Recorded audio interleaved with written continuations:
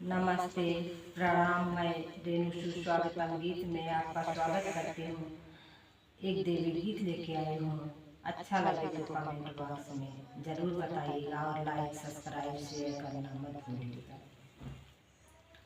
मैया के मंदिर डगरिया में लाखों सितारा चुनरिया में, लाखों सितारा चुनरिया में। मैया के मंदिर डगरिया में लाखों सितारा चुनरिया में, लाखों सितारा चुनरिया में। अंधा बेचारा खड़ा उनके पीछे, अंधा बेचारा खड़ा उनके पीछे, चुनरी पकड़ के जबरदस्ती खींचे, चुनरी पकड़ के जबरदस्ती खींचे। नैना दैया उमरिया में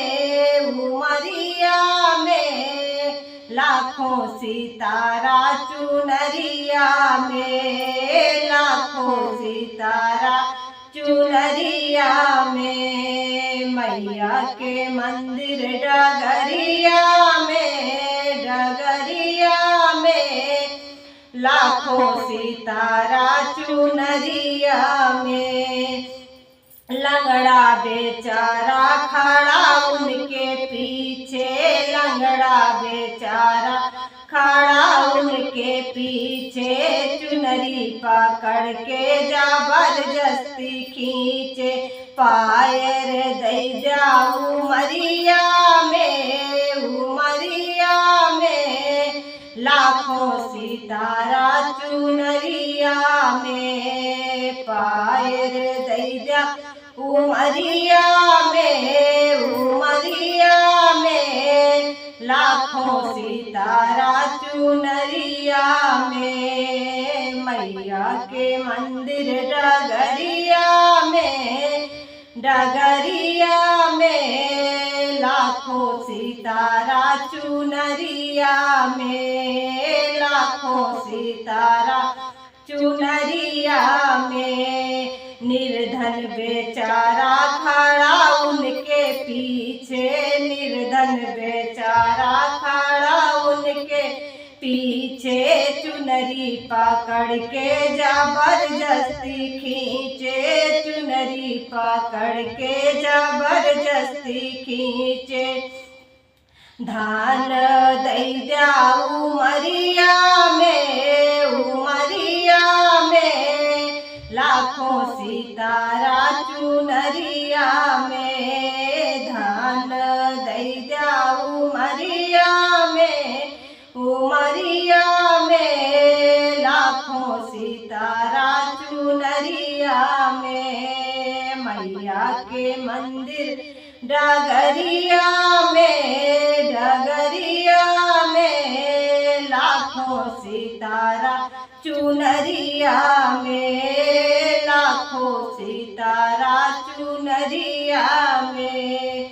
बाजिन बेचारी खड़ी उनके पीछे, बाजिन बेचारी खड़ी उनके पीछे, चुनरी पकड़ के जबरदस्ती खींचे, चुनरी पकड़ के जबरदस्ती खींचे। ललना दैया उमरिया में लाखों सितारा चुनरिया में। ललना दैया उमरिया में लाखों सितारा चुनरिया में। मैया के मंदिर डगरिया में लाखों सितारा चुनरिया में, लाखों सितारा चुनरिया में। चुनरी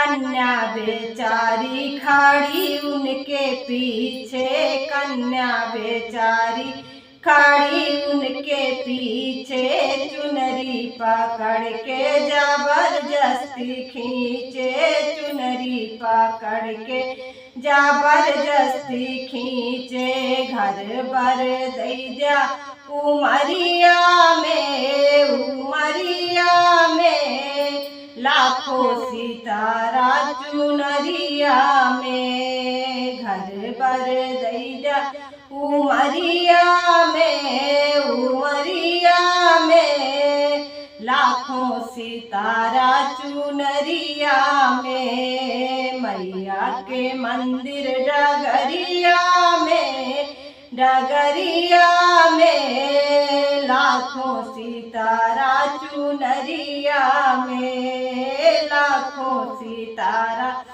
चुनरिया में।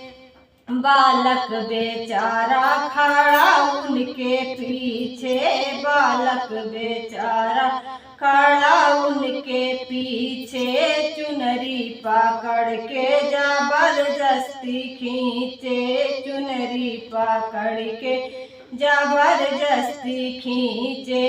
विद्या दैया उमरिया में, उमरिया में, लाखों सितारा चुनरिया में। विद्या दैया उमरिया में, उमरिया में, लाखों सितारा चुनरिया में। मैया के मंदिर डगरिया में, डगरिया में, लाखों सितारा चुनरिया में। मैया के मंदिर डगरिया में, डगरिया में, लाखों सितारा चुनरिया में।